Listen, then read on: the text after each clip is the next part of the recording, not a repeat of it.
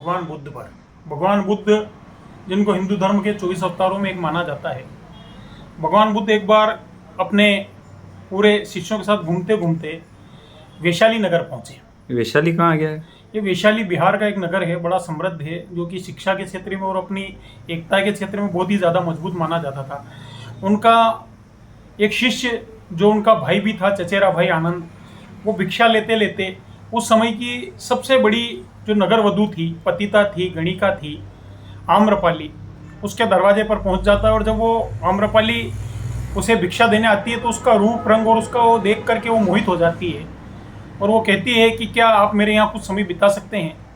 तो वो कहता है कि मैं खुद तो निर्णय ले सकता, लेकिन मैं बुद्ध से पूछूंगा और अगर बुद्ध हाँ कर लेंगे तो मैं तेरे यहाँ आ जाऊँगा। जब वो मठ पहुँचते हैं और भगवान बुद्ध से कहते हैं कि आज जब मैं भिक्षा लेने गया तो इस नगर की जो नगर वधू है, जो कि सबसे खूबसूरत है, उसने मुझसे निवेदन किया है कि क्या मैं उसके साथ रह सकता हूँ, तो क्या आप मुझे आज्ञा देंगे।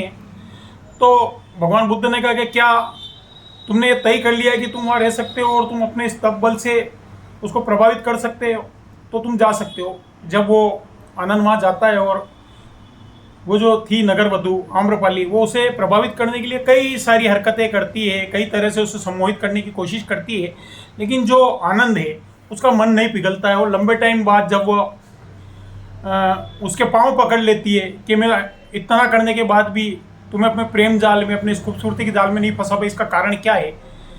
तो आनंद कहते हैं कि ये सब बुद्ध का आशीर्वाद है, बुद्ध की कृपा है। तो आम्रपाली निवेदन करती है कि मुझे भगवान बुद्ध से मिलना है।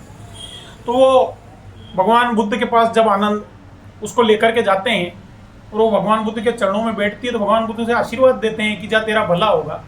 तो आम्रपाली कहते हैं प्रभु आप तो सब जानने वाले हैं, आपने मुझे ये आशीर्वाद कैसे दिया, क्योंकि मैं तो बड़ी पतिता हूँ, मैंने जीवन भर पाप ही पाप किए हैं और कई लोगों के घर बर्बाद किए हैं, फिर मेरा भला कैसे होगा। तो भगवान बुद्ध ने कहा कि ये तुमने सब मोह शौक में किया या अपना काम समझ के किया। तो उसने कहा मैंने कभी मोह शौक नहीं माना इस काम को, मैंने इसको सिर्फ अपना काम समझ करके ही अपने राज्य की सेवा के लिए, अपनी राज्य की भलाई के लिए किया है।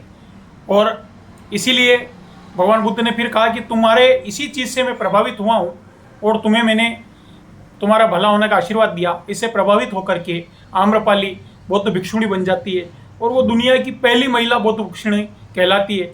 भगवान बुद्ध जो हैं, जो भगवान बुद्ध के शरण में आया, चाहे वो डाकू उंगली मार हो, चाहे कोई भी हो, चाहे हिंसक जानवर शेर हो, भगवान बुद्ध जो थे वो शांति के प्रतीक थे।